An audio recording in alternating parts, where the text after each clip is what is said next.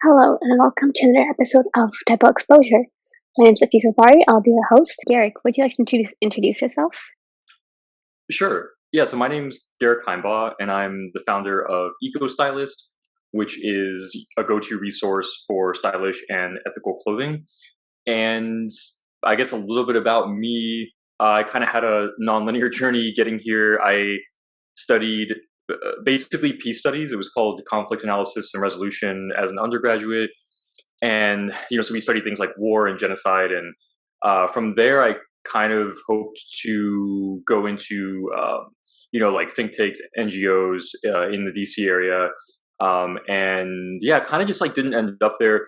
I sort of found that a lot of those jobs required master's degrees, and I was like, well, I don't know if I want a master's degree yet. So I kind of I bounced around, like did some like worked in finance for a little bit of all things, and realized that wasn't for me. And so yeah, so kind of like through a journey, I ended up in grad school for business. Kind of seeing it as like if I studied business, but then I studied peace studies. I saw that as kind of a way of like social entrepreneurship essentially, right? Like have like social and then have business. So and then basically yeah, and then like I was working on Eco Stylist behind the scenes while I was in grad school. It was like a side project for me. And so, as soon as I finished, I didn't like get a job. I just started this because I was already working on it and I was really excited to, to work on this idea full time. And so, yeah, that's just like a quick uh, journey of how I got to where we are now. That's amazing. Yeah, it's a lot of things. Entrepreneurship things don't happen like right away. They're like unexpected. Ideas just come when you're working on something completely different, and that idea you had just kind of takes off, like Eco did, which is amazing. I love what you're doing with it. Thank you. Where did you go to school? Yeah, so undergraduate, I went to George Mason University, which is near DC in Fairfax, Virginia, and which I really enjoyed. And then for grad school, I went to University of Iowa, which is in Iowa City, Iowa. Yeah, like I said, like for me, it was sort of it's interesting because a lot of times people will think like, oh, you study business and you're starting a business, like that makes sense, but it doesn't really, right? Because like an MBA is really more, it's really more of like management training, so it's really more for like if you're going to go in to work for an organization. Mhm. Um, it just sort of like, yeah, I think it's really important, like kind of like to be okay with things not working out exactly as you planned, right? Like having a goal and a vision that guides you is important, but then like being flexible along the way, because I wanted to start something myself, but I didn't know that I was going to do it right after grad school, and it was just sort of like, but I was open to that possibility, so I kind of had like a guiding light, like sight for my future, and then when I graduated, I was like, well, no, actually, I want to start this now because I don't think there will be a better time. I think that, like if I'm going to do it, like I have to do it now. So yeah, it just kind of happened. A year ago, I took like a few months off to like just do nothing. And I was like, you know what? I wanted to do something like this, just do my own thing, be a leader Yeah, in some way. And then I started this thing. It hasn't, it's a work in progress still, but I don't think there would have been a better time. So yeah. I understand where you're coming from in that sense. I mean, EcoScience took off and it's doing amazing. Yeah, thank you. Yeah, no, I mean, I think this is you're right. Like for the projects we're working on, I mean, I think this is the time, and it's because I hope that in a decade, the fashion industry is really transformed, and I think this is. I feel like we're in a really exciting and like pivotal moment for that, and there's a lot of change in front of us, and like a lot more that needs to happen. But I think like yeah, I think this is a really exciting time, to be driving that change. How did you get into the fashion industry? Yeah, it's really funny because I never saw myself ending up here, just working in fashion. Like it's just not something I imagined. Because I was pretty fashion ignorant, I guess you would say. Like most of my life, just really had like no concept or skill or any like of it. I mean, basically, yeah, I had. I mean, growing up, um, I had sort of like an alienating high school experience, but at the same time, I think that's kind of irrelevant to this because I think my story sort of fits in with I think what a lot of people do anyway, which is with fashion, which is that like they just kind of try to blend in, right? And that's sort of what I did at least. So yeah, so when I never tried, I didn't want to stand out in when I was growing up, and so like in high school, and I just kind of like yeah, I remember I just bought clothes to kind of, I expressed myself like a little bit, but more or less, and then like after that, I just kind of like, I would like go shopping at Kohl's and I would just like, buy things that were like all blue and like, and just like really, honestly, like really boring. Like my go-to style was like a polo shirt and jeans, and they were usually like the same color, and then I'd have like sandals on, and so like I wasn't very stylish, and yeah, and I just was honestly like totally unaware of it and didn't want to stand out and didn't want to like be noticed, just kind of like trying to hide. And then when I was like 25, like my best friend sort of pushed me into it because she was like, you should try harder here. Like she was like, this is something you should work on.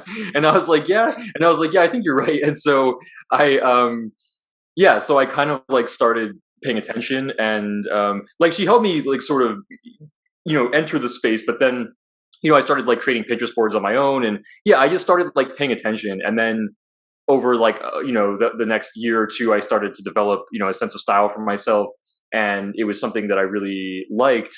And then, but I still never saw myself like starting a fashion business. So then I would say I guess it was like 5 or so years after I had sort of developed this personal interest, that that I was in grad school, and it was kind of weird because sometimes people would ask me for fashion advice at this point, and I thought it was weird because because it was like unsolicited, and I was like, and I never thought of myself as like somebody that people would ask for, like, and so I was like, huh. And so that was kind of curious. But then and then things just kind of came together, honestly. Like there was the kickoff event for me that started this was right almost like 2 months into grad school for me. So I like just started, I moved to Iowa City, and there was this startup weekend event, which is where for listeners who aren't like familiar with that, it's you try to build a startup in a weekend, like literally, like it starts on like Friday night, and then and it's like all day, Saturday, Sunday. And yeah, you basically do like, you have an idea, you like pitch your idea, you build a team around it, you go like talk to people, you do a bunch of customer discovery, and then at the end of the weekend you pitch the idea again with like the changes that you've made, and it's a competition. And so I won that event, and the theme was fashion. And yeah, and honestly, it was all very surprising to me because I went into it with like no experience, and like I was not expecting to do well. And also, I didn't even have an idea. Like on the first day, I actually joined somebody else's team who had an idea, because I was like, I don't know, I was probably kind of nervous, and I was like, I don't really have a strong idea for a fashion startup. And then on day 2, which is like where you do most of the work, nobody from my team showed up. Like I was the only one from this like 4 or 5 person team there. Mm-hmm. And so I was like, okay, well, I guess this is mine now. Like, so I had to build a team, and I immediately changed the idea because I didn't like it. And I just kind of so it just kind of went from there. So I sort of became the leader of this team, and then, just like in this organic way that it happened. And then, and it kind of just went from there. And then after that event, I realized like, I really enjoy this. I really enjoy, helping people with like shop for clothes and and things like that. And so I thought like, yeah, why not? Like why, like, because I realized like really the threshold for helping other people is just that you don't have to be like, a quote unquote expert in the way that people think of it. You just have to be able to like be skilled enough in something to help other people, And so for me with fashion, that was definitely the case. Like people were, especially men. So I started with a focus on men, and like, a lot of men, it's kind of a gender thing, but a lot of men don't pay attention to their fashion very much. And some of the reasons for that are probably kind of problematic. But anyway, the point is like they would ask me for help, and I was like, I can definitely help them because they're starting it like basically at zero, and I think I can kind of make this like a lot easier and simpler for them. So yeah, that's kind of how I got into it. That's a really good story. I feel like a lot of other men should take like, your path, because I feel like menswear definitely needs a lot of work. I know women's wear, like there's experimental pieces going on, whereas menswear is more like the simplistic style, which I mean the whole problematic thing you brought up, the whole like gender thing comes in, and like looking feminine, and there's so much more we can go into that. And the fact that fashion is considered mostly like a female thing, but like everyone wears clothes, which is so weird. Yeah, no, exactly. I think maybe we should touch on that a little bit because it's pretty interesting, right? Like, I think some of the things I was hinting at is, I think that the one thing I would say is I think this is changing. So I definitely feel encouraged, like, but because I feel like this was way like definitely stronger the case when I was growing up and getting into it. But yeah, basically men aren't expected to like take a strong interest in their clothes because that's viewed as like not. I think it's one of these things where it's viewed as like a threat to their masculinity. It's like, oh, Mhm. that's not masculine, so I shouldn't pay attention to it. And I think that's changing, which is really good because that needs to change. But yeah, I see it changing a lot. I mean, even on Instagram, you can see, like there's a lot of like male style influencers, and it's so you can definitely tell that that's being perceived in a more positive way now. But I think there's like, yeah, basically, I think that's kind of the key of it. There was something else you mentioned. I lost the thought there. So gender and it's problematic because the whole masculinity thing, and the fact that everyone wears clothes, but it's considered like a female, um, like a feminine thing, which is really odd. I mean, it's clothes are clothes, you know what I mean? Um, but for some Yeah, reason, why is it considered feminine when everyone wears it?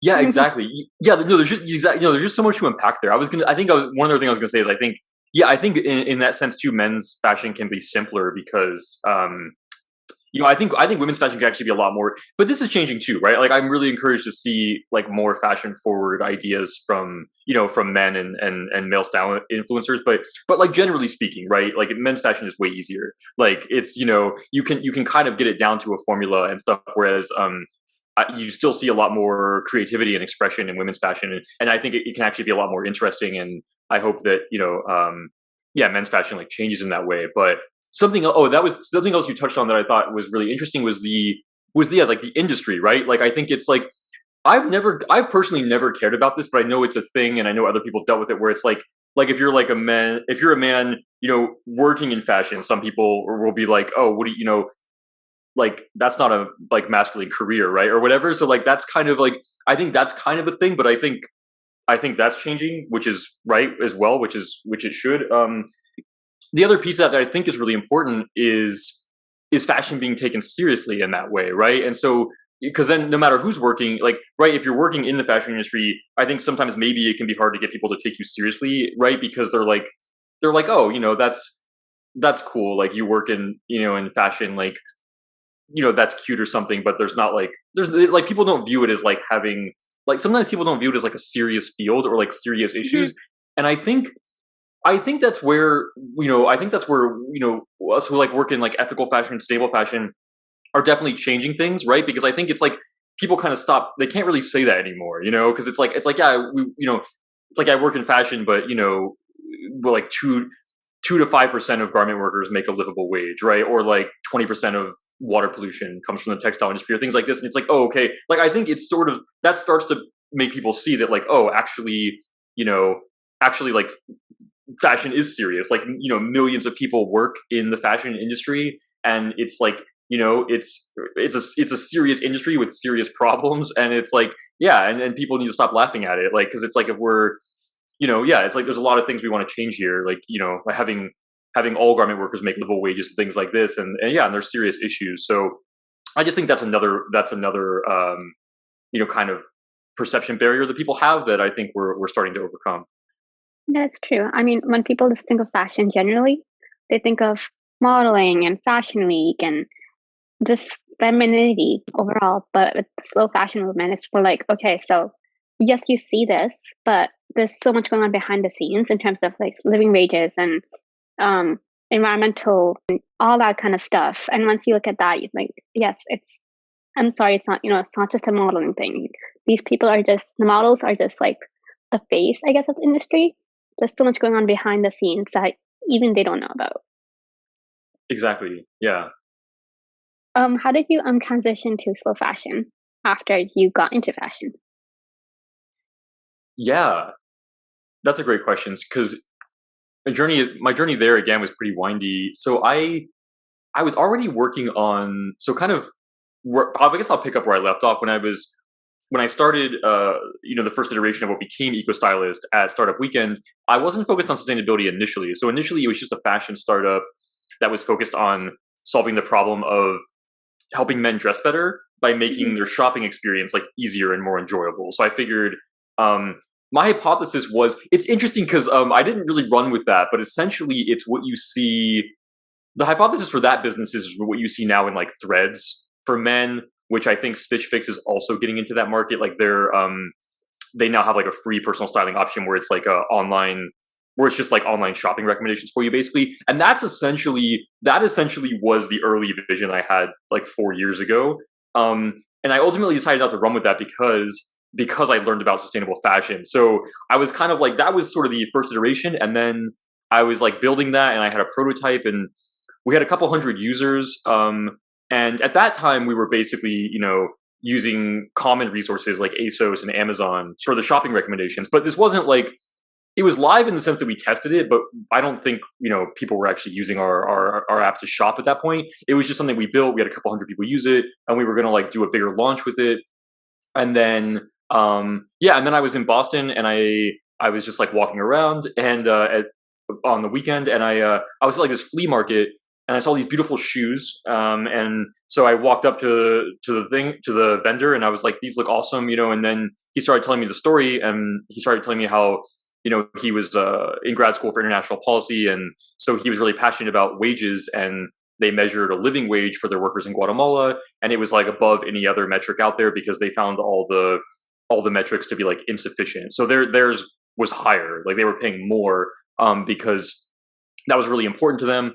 And yeah, so that just really inspired me. So like I bought a pair of shoes, and it like got me thinking, like basically got me thinking immediately, because that was, and like that summer, because I was only in Boston for like 2 months. And I remember like talking to a coworker I was working at Constant Contact. I had an internship there, and I was talking to a coworker about it, and I was like, I kind of think I want to scrap my startup and like and focus on basically on only sustainable brands, and not because I did a bunch of research that's after learning about this one brand, and I realized like, oh, there are these great brands out there, like nobody knows how to find, nobody knows they exist or how to find them.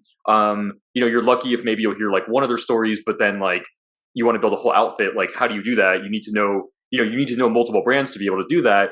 And so I just wanted to solve that problem. I got really excited about it, and I thought like, if I can do this, like, why would I want to do what I was doing before? So I was like, I don't want to guide people to ASOS and Amazon anymore. Like, those aren't ethical or sustainable options. So yeah, so I basically scrapped it, and and went and started Eco Stylist, and then it went through several iterations before. Like, we've been changing a lot over our journey to get to what we are now, and we continue to change. But that's that's basically how we made that transition from just being a fashion startup to one that was focused exclusively on ethical and sustainable fashion. Did that affect your personal style too? Transitioning from like brands like Amazon and ASOS to finding sustainable fashion brands. Oh, absolutely. Yeah. Yeah. It was, I mean, the kind of hypothesis that I went into with starting Eco Stylist in the beginning, and again, we were focused on just men initially. And so the hypothesis there was like, okay, I'm a man, right? Because our target customer was men at that point. So it was like, if I'm a man and I want to, shop only sustainable brands, like, can I actually do that? Like, can I look good, like express my personal style with only these brands, And I believed it was a yes, but like it wasn't obvious that the answer to that question was yes. I just wanted to like make that possible with this resource, so we basically and so we eventually built it up to where it was. Like, we built up enough brands, and and this so like, yeah. But I will say, honestly though, in the beginning it was I did feel a little limited. Like, I did feel like maybe my style had become a little more minimalist and like a little simpler initially. I know that's no longer the case though, because obviously, like, the more time I've been in this space for like 4 years now, and so I don't feel limited at all. Like, I feel like I feel like I've built like a really awesome wardrobe for myself with only good brands. And I do supplement that with thrifting, because I mean, obviously, I think sometimes in this space you'll hear people who believe that different sustainable options are competing, so they'll be like all in for renting, or all in for thrifting, or all in for sustainable brands. And I think that's all nonsense. Like, right? Like, it's like sustainable fashion is like, it is a combination of solutions, and we have to, and we work together, like, we could flip the industry, instead of like, fighting over like what's like quote unquote the solution, which doesn't exist. There's no like one solution. And so, yeah, so like for me personally, my wardrobe is a combination of thrifting and Eco Stylist, like our Eco Stylist certified brands, basically, like everything I wear, like right now, I mean, obviously nobody can see me, but I'm wearing like a thrifted, like a thrifted camp color shirt that has like it's like an animal print, and then I have like nudie jeans on. And so that's exactly it's like a combination of like jeans from one of our brands, and then like a shirt that I thrifted, and my style is often that way where it's this combination, and yeah, because I think it's the important thing is like you can express your personal style, whatever that is, without having to sacrifice your values. And that was our hypothesis. And like, I feel so confident now that that's possible, to do that. I feel like a lot of people, including myself, we all struggle with transitioning to slow fashion. I only got into it like about a year ago. Around the time I graduated, I got in through an assignment I did in class actually. It's really odd because you don't hear that a lot. Um, but I was on like environmental issues, and so I was kind of research water pollution, and I was like, Yeah. let me dive deeper. And I saw fashion in there, so I'm like, I'm into fashion, and apparently contributes to water pollution. And so my research started, and months later, um, as my research got deeper, I'm like, how do I become a part of this community? I found Remake, I found Fashion Takes Action. I applied to both of them, and now putting my experience out there, like how I transitioned, which is pretty cool, I think, since it's only been a year. And I'm using that. I'm like working towards my own personal style. Um, I feel like last time we talked, I was like, I struggle with the No New Clothes campaign, and I did. But now it's like fewer trips to the mall, more like whatever it is you already own, like thrifting, and just kind of like rewearing things more, styling things differently, which I feel like a lot of people do struggle with, especially in my generation. We go on shopping trips every week. Yeah. And I think it's really important though to like, cause I'll just put it out there and say that like my lifestyle is probably a bit extreme to most people, because and when it comes to sustainable fashion, right? And that makes sense because I've lived in the space for 4 years, right? So it's like obvious, and that's like that was an evolution of over those 4 years, right? Like it didn't happen in one day. um and I think it's really important to point that out, because I think, like, especially because I think for a lot of our listeners, right, like I think I've heard a lot of people put a lot of pressure on themselves when trying to build a more sustainable wardrobe. And I don't think that's really fair to do to yourself. It's kind of like, I feel like it's kind of like so many other things with habit change, right? Where you do like so many things good, and but then you focus like on the one time you screwed up, right? Or essentially, like, right, like it's like, I went to the gym. Like if your goal is to go to the gym 4 times a week, and one week you go 3 times, and then you like really beat yourself up because you're like, oh, I didn't go that one time. Like I see that a lot with fashion, where people they'll start to thrift, and then they'll buy some like 1 or 2 pieces from a sustainable brand, and then maybe like one time they buy something from fast fashion, and then they're like really hard on themselves about it, or like, oh, I can't do this. And I think it's like I think it's just really important to point out there that like it's not like you don't have to be perfect, like, right, like even like making those, starting to become more aware and making those decisions even some of the time is like hugely impactful. Like it's like you're doing a good thing. Like don't give up. um and yeah, and like give yourself credit, because you don't have to have like like a perfectly sustainable closet, right? Like the goal is, honestly, like if everybody just knew a little more about this topic, and everybody made some of their decisions more sustainably and more ethically, like that would have like a tremendous impact. Like we don't need everybody having like perfect closets, right? Like that's not really the point. Like it's just, I think it's yeah, it takes time, right? So it's like give yourself some credit. And yeah, it's just something I've heard a lot of people say that. So just something I want to put out for listeners. It's like, because even like I'll say, like for me, um, in the beginning, I still sometimes, like I remember, when I was already, I guess early on, but I was already in this journey and starting to work with sustainable brands. And I remember like I was traveling in Europe, and I was on like a really tight budget, and I literally brought like a backpack with me, and I was living in the Netherlands for like 3 months, and I had just like literally one backpack. So you can imagine I had like two outfits. And yeah, and so at one point I bought a shirt from H&M, and because like I had like a not a lot of money, and I needed like another piece of clothes, and that was, and I was aware of sustainable brands at that time. So it's like, and eventually it takes time, basically. Like now I wouldn't do that, but like I said, I've been in this for 4 years, so it's like, yeah, I mean, it's an evolution, right? Yeah, it takes time for everyone, especially when you're like early on transitioning.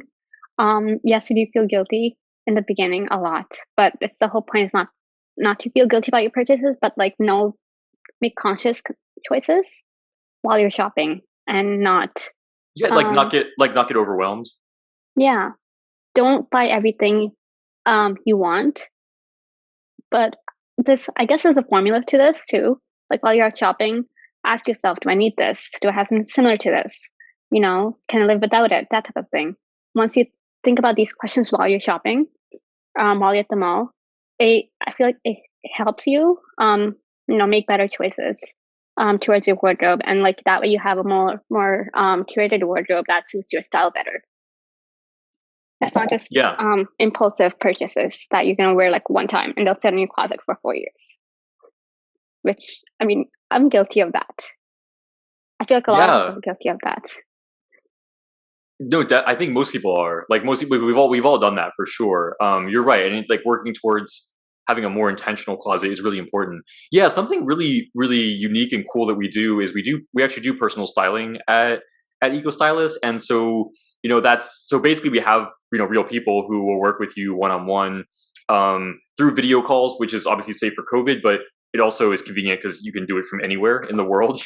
Like you don't have to be near us to do it. So yeah, and we have our main stylist right now, Hillary. Like, well, basically she works with people and we do like closet cleanouts with them. And it's like, yeah, and when we do a closet cleanout, like we're not being like, let's get all your fast fashion and throw it away. Like that's not what we do. It's like, it's like if you have like clothes from Zara and H&M, like it doesn't matter. Like the point is like, right, it's like wearing what you have is actually like super sustainable thing to do. So it's like as long as those pieces fit you and they look good on you and you like wearing them, then it's like you keep them, and then and we'll just help people build onto their wardrobe. So it's like, oh, if there are things you need, then it's like, oh, you can, here's some recommendations from sustainable brands. But even then, we don't always push, buying new. Some people, we've worked with people that have like so much clothes, they don't possibly need more. Like they literally just need to like organize their closet and like figure out how to wear those clothes. And so, Mhm. yeah, it's like, it's people come in all, different ends of that journey. And it's all, yeah. Anyway,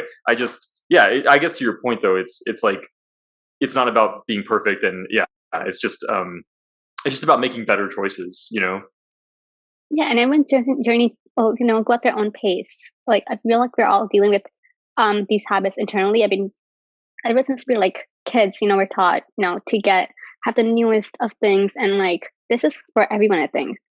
Have the newest of things, have the best of things, which is why people run whenever something new comes out. They run to the mall. The first opportunity to get whatever it is, and that feeds into the whole classes thing too. But and then once they buy that new thing, they'll be like, "Hey, this thing is old now," so they throw that away, which again goes into the whole like textile waste thing. It's a whole nother topic. Um, but Yeah. not constantly buying things and buying everything you want right there and then, essentially, and not throwing things out right there and then either. It's about having a balance. And even when you do to throw things out, don't actually throw them out, because once they get discarded, textile waste is also a huge problem. I mean, a lot of our clothes end up in like the other part of the world, and that's the whole environmental concern right there. Yeah, no, exactly. Yeah, we've actually created guides on for what people can do with their clothes instead of, well, throwing them away is obviously it shouldn't be an option at all, right? Like clothes shouldn't end up in the trash. So we've created guides for like resources people can use, and then and with our personal styling service, like with the more premium option, like we'll actually recommend things that are local to people because it really is a local thing. It's like your best options, well, what I mean by that is your best options are often influenced by where you live. So like if you live in New York, for example, like in New York City, you're going to have different options than somebody who lives in like Austin, Texas, or like in Indiana or wherever else. So like, yeah, so our guides are helpful for like general options, but then at the same time it's like they're oftentimes the best options are local to you, and so it's kind of important to check um what's in your area. But yeah, totally, that's really important. The clothes should never end up in the trash. And when we help people do closet clean outs, it's like it's the clothes that basically like they're not going to wear, don't fit them well, like that they just hate, but they haven't like but they weren't willing to get rid of it, stuff like that, where it's like okay, like you're not going to wear this, so instead of like having it take up space in your closet and like mental clutter, will help you, like it's like how do you get rid of this in the most responsible way, whether that's like selling it or et cetera. Yeah, and Goodwill often not being the best option because a lot of people, right, they'll just take everything to Goodwill, and as you know, it's like what, like 12% of that gets sold in store, and then the rest of it, like you're saying, goes gets shipped overseas, and a lot of it ends up being burned or in the trash. So yeah, it's like definitely like less consumption is a key part of this story. Do you think the fashion industry overall is doing enough, taking enough responsibility for, I guess, its actions in No, terms of, no? like absolutely not. Yeah, I mean, I'm really encouraged by what we're seeing, like with these more sustainable and more ethical brands. And obviously, no brand is perfectly ethical. Yeah, I would say overall the fashion industry is not definitely not doing enough. That's kind of why, like, the reason that Eco Stylist exists is to change the fashion industry to make it more ethical and sustainable overall. And the way that we're doing that right now is by helping people support good brands, right? It's like if you want to support brands that are paying living wages, that are manufacturing more sustainably, like we want to support those brands, right? Make them grow, and make them gain influence. So it's like we're helping you find those brands so you can support them, because that will help change the industry, right? It's like as people shift their voting power, like their money, to better brands, the industry takes notice of that, and that is why we're seeing a lot of the changes that we're seeing, right? Like the reason we're seeing brands like across the spectrum, I guess, like Levi's and H&M and etc. Like the reason we're seeing them paying more attention and starting to make changes is because, like, it's not because they want to, or like, I mean, just to be frank, like it's not because they want to do better in the world. It's because they see what's happening in the fashion industry. I mean, these are businesses that are driven by profits, and so for them, it's like the reason they're starting to change is because they're noticing that people are starting to change, and people, like, so it's literally like, I think people definitely need to give themselves credit there. Like the reason we're seeing all these changes isn't because it's not the brands, it's you. Like it's literally like they're taking notice of you, and they're paying attention, like they're doing market research, and they're like, oh, you care about this, so like we're gonna start to change in this direction. So I think it's like encouraging that brands are changing, and it's being led by us, as but it's like they have a long way to go, and so I would say, like, keep voting with your wallet, keep doing what you're doing, like activism, because the industry's noticing, but they just have a long way to go.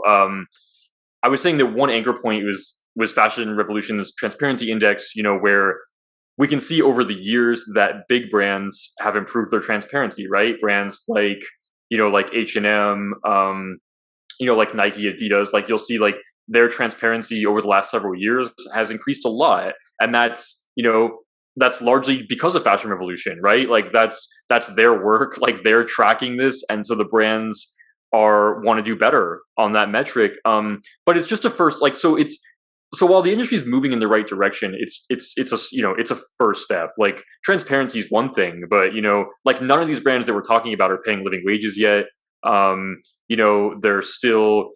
They still have like environmentally destructive practices. And I think one thing I want to point out about fast fashion in particular is that, like, while it's great to see, this is where I would like caution, people on whether they want to support this or not. Like, while it's great to see like more conscious collections and uses of like recycled materials and sustainable fabrics by fast fashion, it's hardly enough, because the biggest problem with fast fashion is their business model. Like, fabrics is one thing and it like helps, but they're just producing it like a really unsustainable rate. And the reality is, like, they have to stop that. Like, you can't make, the millions of clothes. Like, I actually have these numbers in some of our articles. I can't remember them off the top of my head, but like Zara, just as one brand, makes like hundreds of millions of clothes every year. And like you can't manufacture at that rate sustainably. Like, so I think it's really important to point out, like, that's the biggest problem. And the reason there's manufacturing at that rate is not like to solve like the problem that the world has of needing to be clothed, right? Like that's not a problem. Like right, it's because it's for profit, and it's like you were saying, like, where people are often buying these clothes from brands like this and wearing them once or even not at all, and so it's just waste. Like, it's just an extremely wasteful business model, and that's why we continue to put out content that sort of like fact checks fast fashion and sort of continue to speak out against it, because it's like, yes, like initial steps in the right direction are good, but I still wouldn't support any of these brands because they're so far from where they need to be. And really, I feel like their efforts aren't, my personal feeling is that their efforts aren't genuine. They're just trying to make us feel better, so we'll support their brands, It's about the profit, I guess, and like seeing what the consumer wants in that instance. I agree with you on that part though. Yeah. Major brands, H&M, Zara, they are working towards like, those in quote unquote like sustainable brands. Like H&M has Conscious and Zara has Zara Life, but at the same time they still continue to produce like at least 52 seasons a year, I think, for fast fashion brands. And it's like it's contradicting because like you're pushing for one thing, yet you're doing something completely different that's harmful to this other thing that you're pushing. It makes absolutely no sense. No, exactly. Like the effect is negligible, right? Like it's even almost like a scam, because if you buy something from their Conscious collection and you feel like you're doing good, like that positive effect is actually being completely neutralized by their brand overall, right? Because it's like it's such a small percentage of what they do. And the end, like I said, the end result of it is to make you feel better about their brand, so you'll support them when overall their brand is horrible, just to be frank. So like and that's the problem. Like that's the same with like their take back program, right? It's like, oh, so we have to be really cautious about this. Like where I mean, essentially it's greenwashing, right? Like where like you'll take clothes into their store, and supposedly recycle them, which that's been called into question, because like that whole program has been problematic, right? Where like at first, you saw articles about it where like at first they were just taking all these clothes and storing them in a warehouse because they had no idea what to do with them. So it's like, yeah, but like that whole thing, but the whole point of that is to make us feel better about them. Like we go in and then we're like, oh, well, I feel a little better about H&M because like I'm recycling my clothes there, and we just have to be really careful about that, because overall their brand is like destroying, the environment and not paying people fairly, and that's still there at the core. Like these efforts they're doing are not nearly enough. Yeah. Also, recently, H&M came out with the H&M Rewear, which is like they're taking clothes from every single brand. Like it's like almost like a Depop version of H&M, which also again I don't understand. Maybe it's similar to the recycling program. I haven't looked into it yet fully, but again, it's like a part of greenwashing because it is a fast fashion brand. I mean, at the end of the day, they are concerned about profits more than anything. That's, I guess, the main agenda I guess they have. And like you said, it's about pushing. What does the consumer want?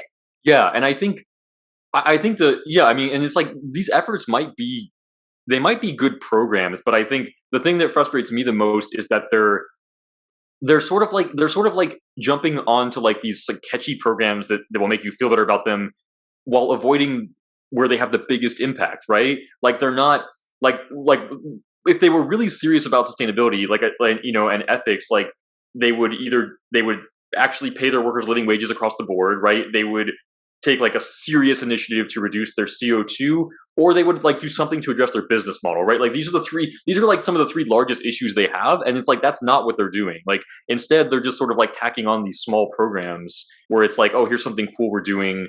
Like tons of the brands that we work with are doing those projects too. Like they have like they've been reselling and repairing like used clothes and everything, but the brand overall is way better, right? So it's like, yeah, I kind of feel like they're sort of like taking pieces from what more sustainable, more ethical brands are doing, and they're just kind of taking the flashy pieces, is kind of how I feel about these efforts. So essentially, like a more glamorized way of greenwashing, and selling it back to the consumer. Like, Yeah, yes, to make them feel a bit better about buying from them again.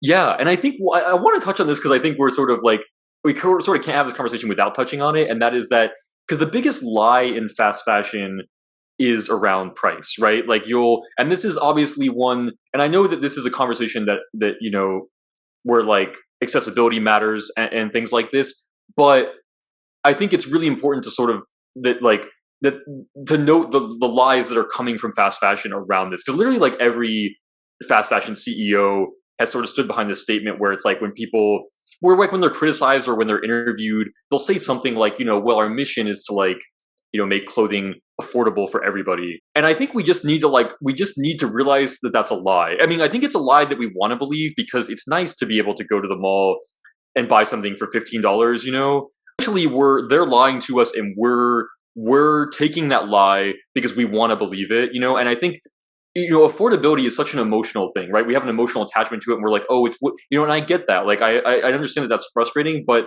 we still need to see the lie for what it is, because like the reality is, like, clothes are cheaper now than whereas like everything else has gone up in price, clothes have gone down because of fast fashion, right?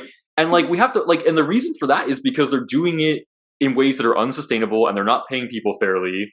And so but they get to our kind of like they kind of like get to our hearts and emotionally because we have such a strong attachment to price, and that's what they've done is they have used that like attachment to price that we have against us, and I think it's really important that we see that for what it is, because clothes aren't supposed to be this cheap.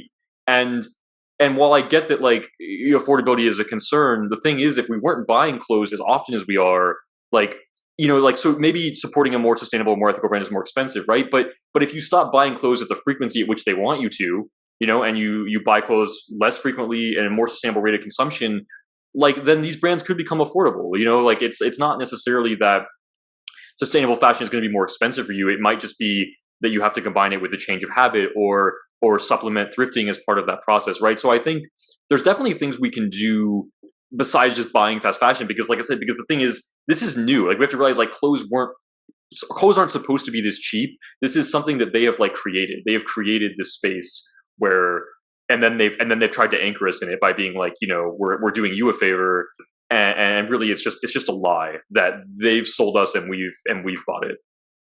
Exactly. With the prices going down and the quality also, with it, I've noticed that yes, people are shopping more frequently, but also trends are also changing a lot faster than they used to. Especially with things like TikTok and Instagram being a thing now and being major, like, I guess forces for fashion. Trends come and go in like weeks. Whereas, like, at least I don't know, 50 years ago, it was a lot less frequent. It was like every few months, maybe every few years, depending on the country and the region. But now it's like bags come and go. Like, before you have a chance to get the thing that you wanted, it's already out of trend, which also speaks a lot about how much we're consuming and how much social media itself is pushing, the world of fast fashion.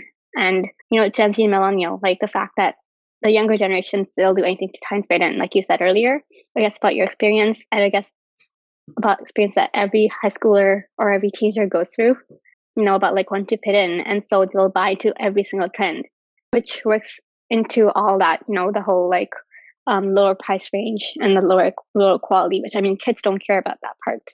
They just want to fit in. And I guess they're buying into that, knowing their audience, which is usually a lot younger. Yeah, yeah. I mean, I think that's the most manipulative part of their business model, is that you're exactly is that it's like it's this combination of low price and trends, right? Because it's actually, for most people, it's impossible to keep up with trends at the rate they're changing without shopping without shopping fast fashion, because you can't afford it, right? Like, nobody can afford to keep up with these trends at the rate at which they're changing without buying like super cheap clothes that are horribly made. And so, yeah, I think that's sort of the perfect storm, is this combination of trends and really low prices that basically traps people. Like, you can't, like, you end up being trapped in supporting these brands, right? And then really you can't afford to support any other brand because you're trying to keep up with the trends, and these are the only brands you can afford because you're trying to keep up with the trends. And so it's like, yeah, it's honestly, I think it's a really manipulative business model, and it's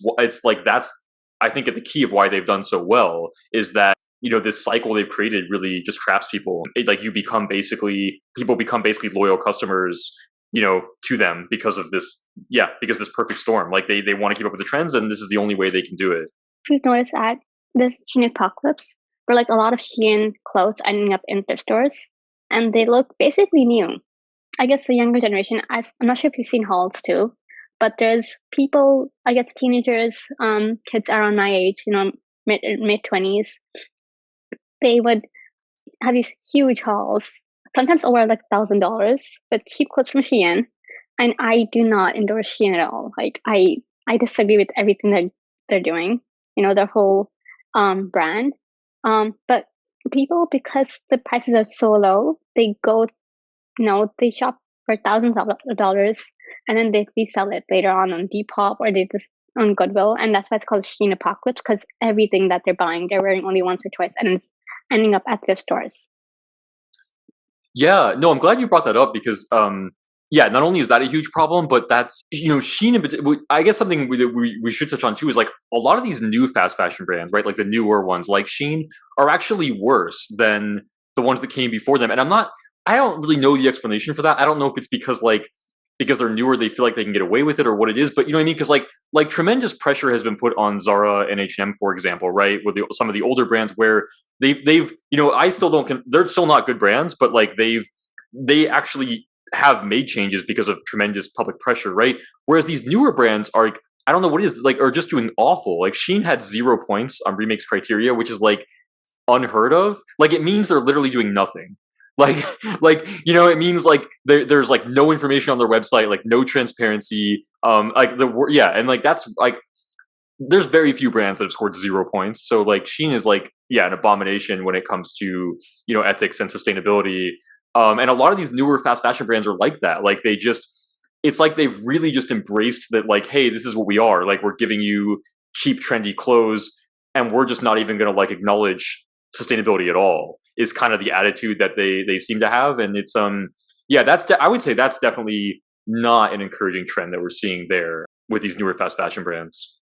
Do you think it's possible for, I guess, these fashion brands to change? I know we've come a long way. I mean, even like 100 years ago, trends were changing at a slower pace. But now with all these new brands coming in, with I guess they have good business models. I start thinking about profit, but ethically, I'm not thinking long term with the planet itself or like living wages. Do you think that there's possible hope in them changing and improving?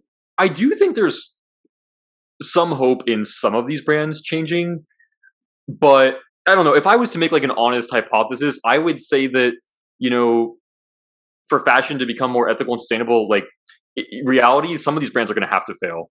I think it's borderline impossible that all of these brands will clean up their act. Especially like I said, when we go back to the part that like the most unsustainable thing about them is their business model. So like what we're so like if the most unsustainable thing about your brand is like the core of your existence, it's not really optimistic for your future, right? Like that's and so while I do think some brands might be able to change this, that's a really hard, like, let's be honest, that's a really hard change to make. So I think most of these organizations will and need to fail, frankly.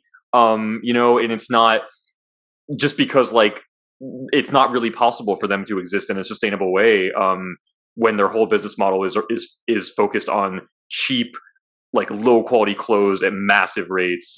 That's yeah, there's just no way that's ever going to be good. So basically, yeah. So I think that my hypothesis would be that some of these brands, I would say a small number, maybe manage to turn things around and really, really change. But I think most will fail. And especially as when we get to that point where, like critical mass, right, is like what, like 25%. So it's like when like, I think the way that human behavior is really interesting, right? Because I think it's like, I've been reading a lot of stuff, and it's like, it's like with solar panels, like the number one factor in whether somebody gets solar panels on their house is whether their neighbor has it.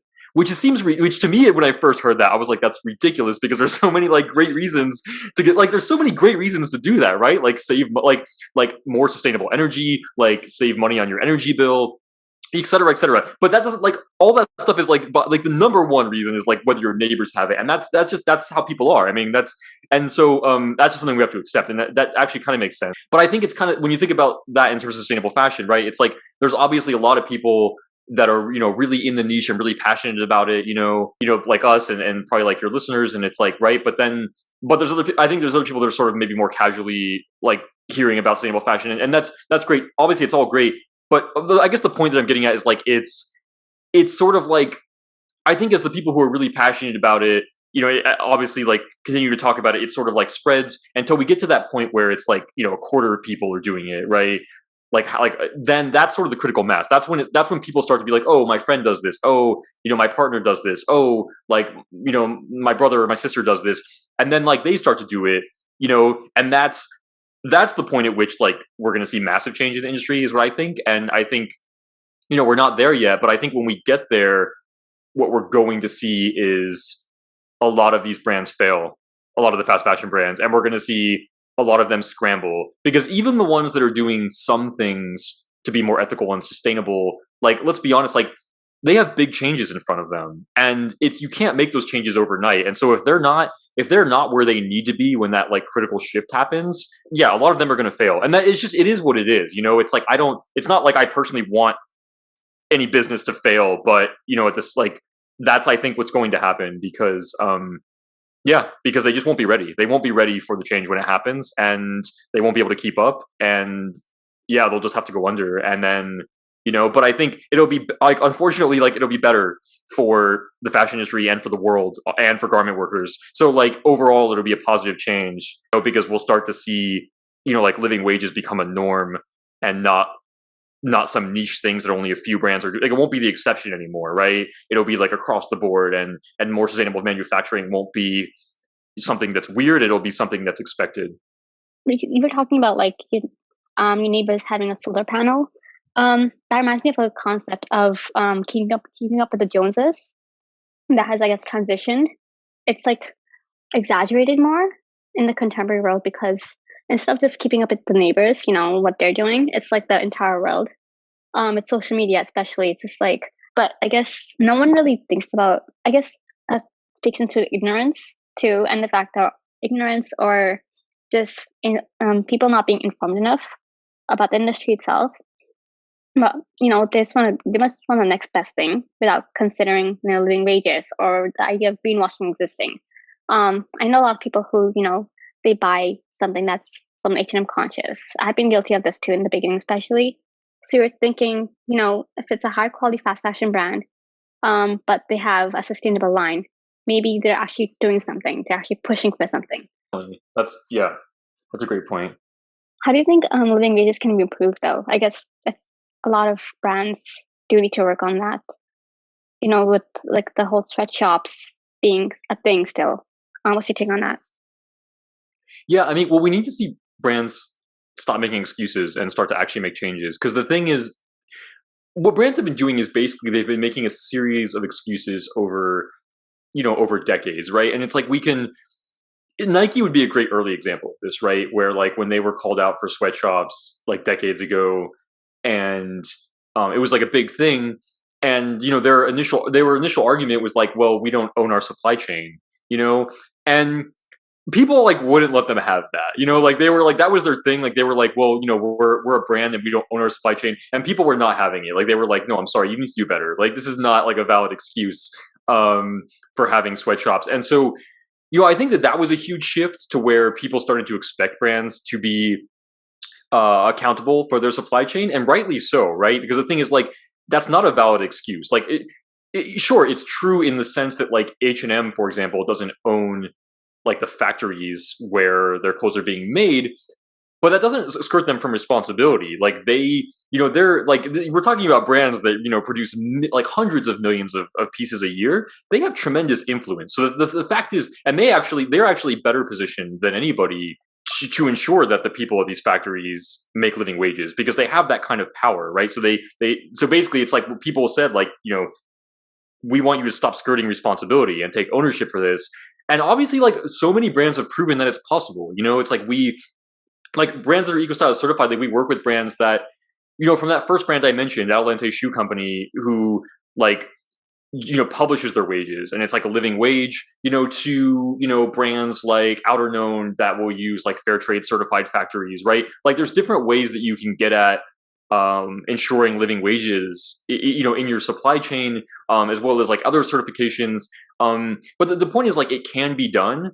And especially like these brands have tremendous negotiating power, like the big brands that we're talking, so I think the one thing is we need to see them stop making excuses. And people can hold them accountable for it too. Like people can stop supporting them. People can ask them to do better, because basically what they're doing is they're continuing to hide behind excuses. Like I'll give you an example. So like, so like H&M is an interesting use case, because they promised to pay living wages in 2018. It's like 3 years ago, and it never happened. And they continue to like fail to provide an explanation for why they never did that.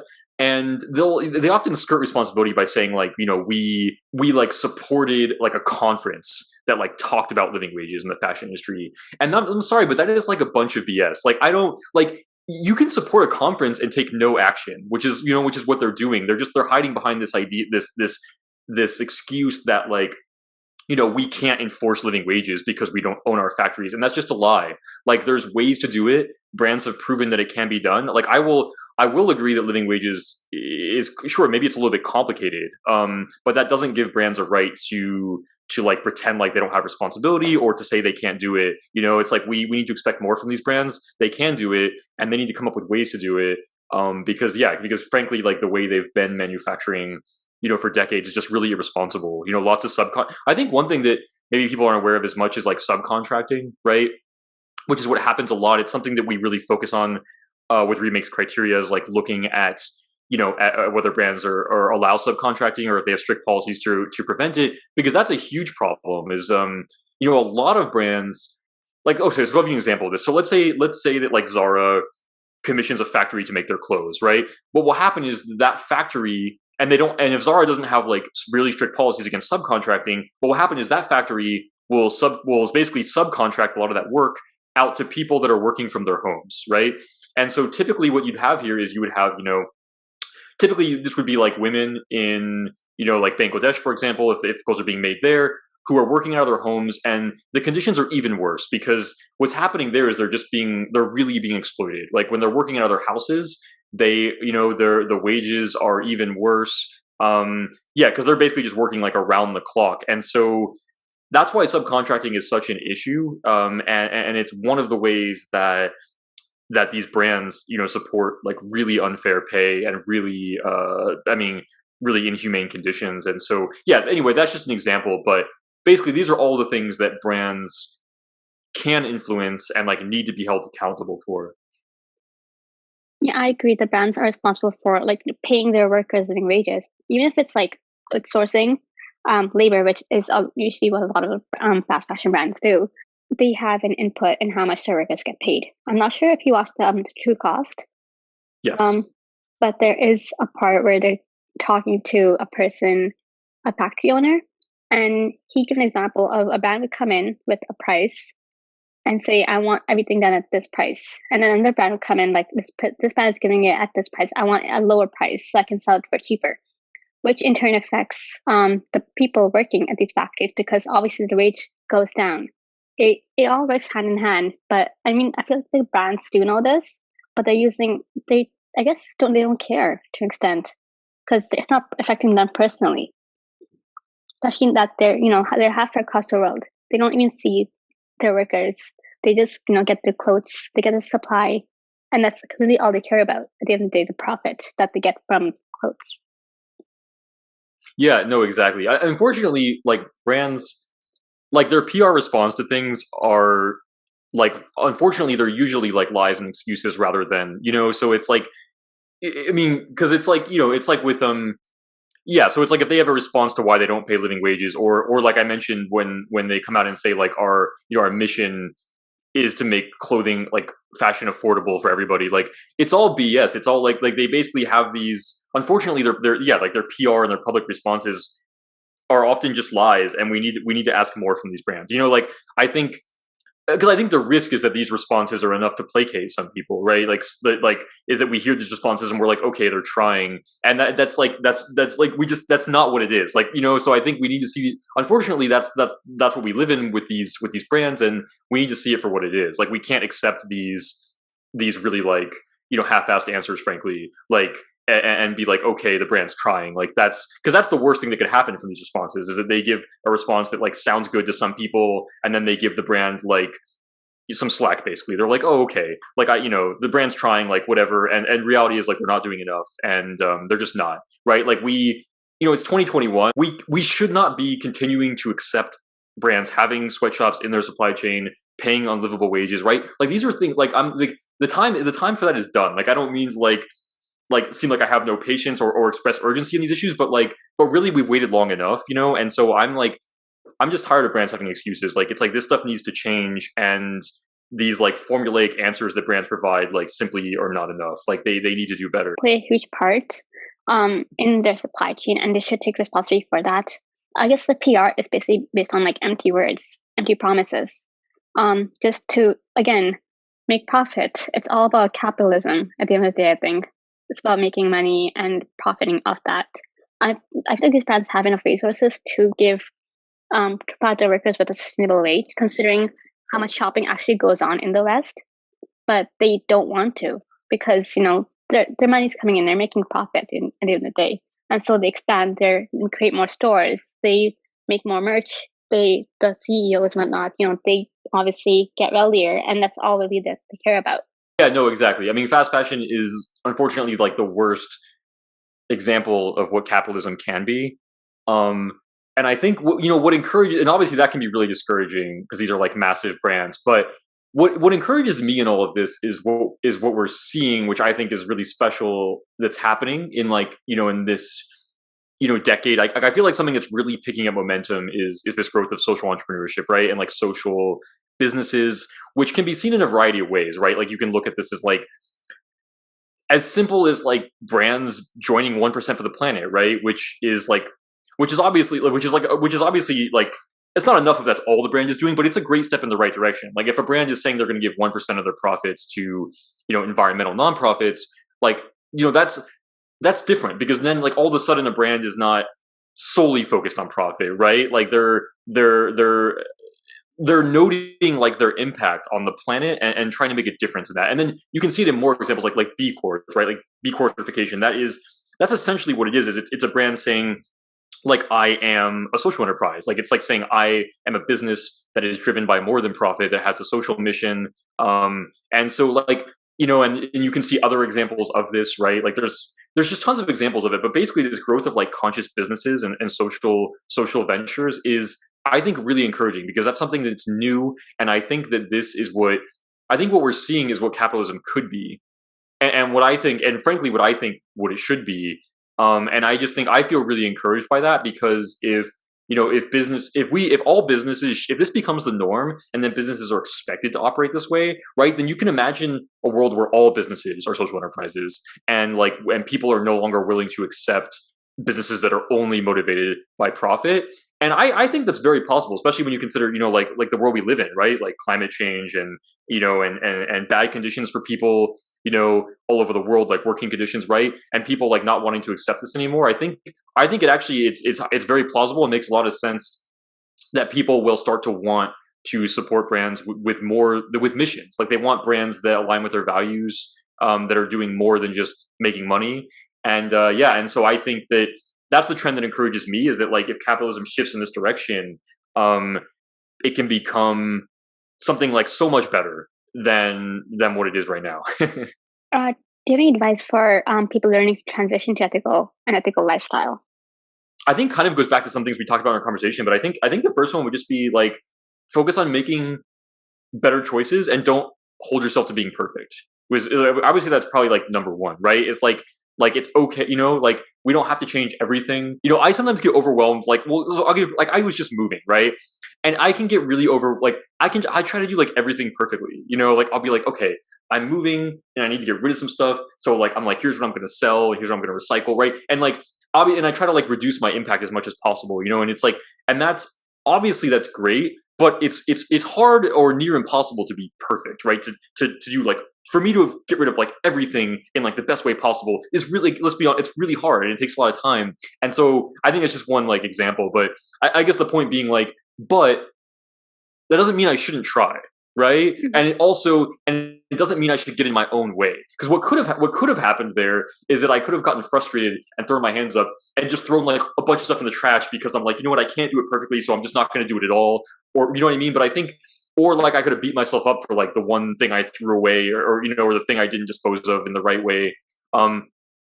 And that's just, and when we take a step back to think, like in the moment it can feel real, but when we take a step back to think about it, it's nonsense. Like why should I allow one mistake, to stop me from making my habits 50% or even like 90% better? Like why would I let that 10% of the things I can't do right like stop me from doing like overwhelmingly better? And so I think when shifting to a more ethical and sustainable wardrobe, like I think that's key, is just as the first piece is just to be like, if you're making, it's just to try to make some of your decisions better. and give yourself credit when you do. Like you don't need to be perfect. Like it's really okay, to just like one step at a time. So I would say that's number one.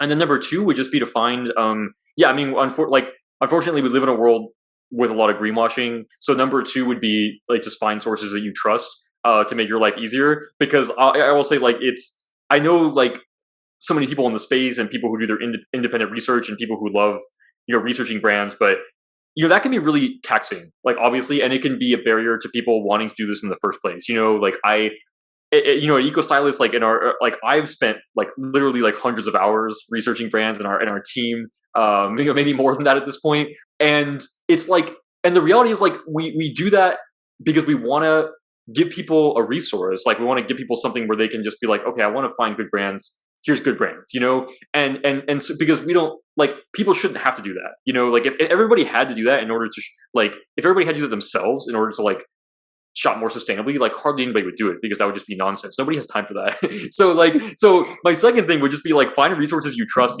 like Eco Stylist, for example, and yeah, and just use those to make your life easier, so that you can find better brands without having to be overwhelmed yourself. And because because I know we're all busy, and it's like, yeah, and so essentially because resources like us exist just to try to make those decisions easier for you, make your life easier, because because everybody has a finite amount of time, and it's like, but we want to make better decisions, and so just find resources that make that easier for you.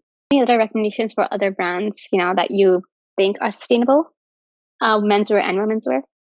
Yeah, I mean, we have over 60 brands in our directory, and that's continuing to grow. We have a bunch that we're going to be adding through the end of the year. And yeah, I mean, there's so many brands that I love. I think, well, I guess the one I mentioned in the episode, like Nudie Jeans is a brand that I really love, like for so many reasons. They're one of our silver rated brands, which is like, we actually have 3 ratings. We have certified, silver, gold. Most of our brands fall under certified. Our rating system, which is powered by Remake, is extremely progressive. So like the thing is like, so basically most brands that pass are like really, really awesome brands, like so much better than most brands out there. And they're falling into the certified bracket, right? And then we have like a few brands that sort of like exceed that and end up in like silver or gold. And it's really hard to earn a score that high. And so Nudie Jeans is like one of those brands, and they just they're just really serious about sustainability, and I've seen them improve over the years. And so I'll just give some examples. Some things I love about them is like their circularity, right? Like they'll repair your jeans for life. They'll take back, repair, and resell your jeans. They have like, and that's actually for accessibility, that really helps too. Because like Nudie Jeans new, or I would say average like maybe $200 for a pair, which can feel definitely be inaccessible to some people, right? And it can feel like a high price point. The value is there because the quality is really high and there's free repairs for life. But they're when they take back pairs and they repair them and resell them, they look awesome. Like they're still, they're great they're great jeans, and they start at like $75. So, and they still come with free repairs. So like that's one way in which like those are much more accessible, and especially when you consider the value that's in that. So that's a brand that I really like. That's just continued to improve things over time. Some of our other, like Outer Known, which is another brand I mentioned, is a brand that I really love. Honestly, we have so many brands with so many cool stories. Like Voice Threads is a brand that we partner with that most people probably aren't familiar with, where they make like mismatched socks that are designed so they look really cool. Like they're really colorful and really interesting, and they're designed to start conversations about nonprofits. So like it catches your eye, and you'll be like, oh, what are those socks? And then then the person will tell you like, oh, these were designed to support like brothers and sisters, or like the like the local animal shelter, or whatever nonprofit they were designed for. And so that's a really cool brand. Yeah, honestly, like all of our brands are just awesome. Like they all have really cool stories. Like the one I mentioned, Adelante's Shoe Company is the first brand. I really love what they've done for living wages, like being an example of like, hey, you can pay living wages, and we've been doing it since we started. And and like so honestly, and I just so many, like there's just I love like all of our brands. They're all doing great work, and so I would say if you're looking for some new brands, I would say check out our brands directory and see if you find a brand there that you like. But a final remark that I would make would be, I want to circle back to the conversation we were having earlier where we were talking about, critical mass. And it's like, and so basically it's like when basically sustainable fashion becomes, when 25% of it becomes the norm for 25% of people, that's when like it will be an unstoppable force. Right at that point, like the industry changes. Right, that's the point at which it takes over, and like the entire industry as we know it will shift. And I want to circle back to that because I think that's really achievable. Like obviously we're not there yet, but I think it's an important point to sort of set our sights on, because when you think about that, that's actually really possible. Like that's not a crazy number, and I think it's only crazy if we believe we don't have power to change it. I think this is one of the things where it's like key to changing this, and like key with any social movement, is that people believe they have power, right? And usually, like I think the number one thing that holds people back from change a lot of times is that they don't believe they have power. They don't believe they can make a difference. And so I just want to circle back to this really quick to say that one thing from having a lot of conversations in the sustainable fashion space, one thing that I think is really important is that we all unite, and work for change together, because that's the only way we're going to get. So I believe like this 25% is super achievable, but I believe the only way we're going to get there is if we unite as a movement, and move there together. And because I think like constructive debate is great, but I think we need to be careful about debate that's not constructive, right? Or like polarizing issues. And so I think I gave some examples of that, but some examples, I'll just give some more that I've seen. People will often have really strong debates about whether we should spend our time with individual impact versus like policy change, right? And that's a worthy debate for sure. We should be focusing on both. But the thing that I don't want to see is people like get too distracted by that, or like be like, oh, you believe in individual impact, I believe in policy change, like we can't be friends, or like we can't, you know what I mean? Like that's, or like we can't. So that's one, like things like that, or like the thing I mentioned where it's like, oh, like thrifting is the only sustainable option. Like I don't believe in more sustainable brands at all, right? These are some of the positions that I've seen out in the space, and I just want to say that like before you take a position like that, I would just urge you to really think about it, because the thing is like there is no one solution. We need the reality is we need all of this. It's like policy change obviously can be a tremendous driver of change, for example. Like research proves this, right? But I think the thing that maybe is a little short-sighted there is that like we have to acknowledge how we get to policy change, and like individual impact is often the catalyst and what leads to that happening in the first place, right? Like people start to change their lifestyle, their decisions, like their habits, and that, right? And then an issue becomes more popular in debate, and then you have people working on policy, right? So these things, what I'm trying to get at is like none of this works in isolation; it all works together. So I think like constructive debate is great as long as we don't get polarized on the issues, right? So I would say let's focus on getting to that 25%, and let's focus on uniting. You know what I mean? It's like if you have a friend who's focused only on policy change and you're focused on individual impact, like we don't need to like fight about that or not be friends. You know what I mean? Like we can all come together in the sustainable fashion space and support all of it, because it's all important, and we're going to need like that full spectrum of everything, from thrifting to supporting sustainable brands to policy change to individual impact, right? Like we're going to need all of it, and we're going to need a lot of people working on their own little piece of it, and like nobody's going to do all of that. Nobody's going to do all of it perfectly, and so it's like, you might have like a friend who's a really great resource or who's really focused on sustainable brands, and you might have a friend who's really, you know what I mean? Like we're all going to have our thing. And it's like, and if we can all come together, I think like it's without a doubt that we can reach that point. There's no one way to do it. It's about having the same goal and working towards a sustainable lifestyle. Whatever works for you, whether it be policy change or individual impact. Is that what you said? But essentially, just working towards a sustainable lifestyle, whatever route you take in getting there, and working together as a team with, I guess, like-minded people, and I guess pushing for a better world, in terms of living wages and a sustainable lifestyle that only has a positive impact on our planet, socially, environmentally, politically. I mean, we have a long way to go, but it is possible to get there if, we all kind of like join together and create a bigger community of people working for this cause. Exactly. Yeah, it's not either or, it's like, it's yes and. Yes, and I agree, yeah. Okay, yeah. Thank you, Garik, for coming. Yeah, thanks, Afifa, for having me. It was so great talking to you.